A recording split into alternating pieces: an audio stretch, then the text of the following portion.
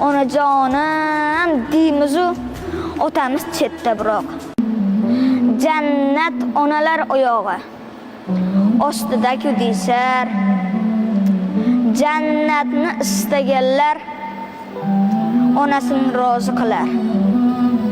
Ona buyuk, muqaddas, shubha yo'q bu fikrga.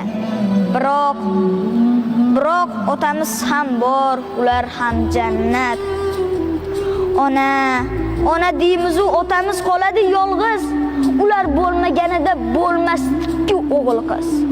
Bu ko'rkam zamonlarda ayol aziz mukannam, erkaklarga so'z qolmas, go'yo emas-ku odam.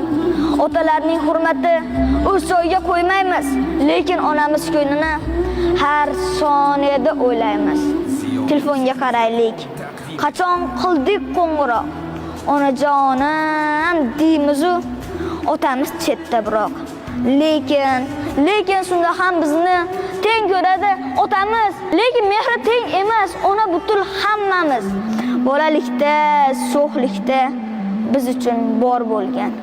Uyga sosibgina isnon olib kirgan.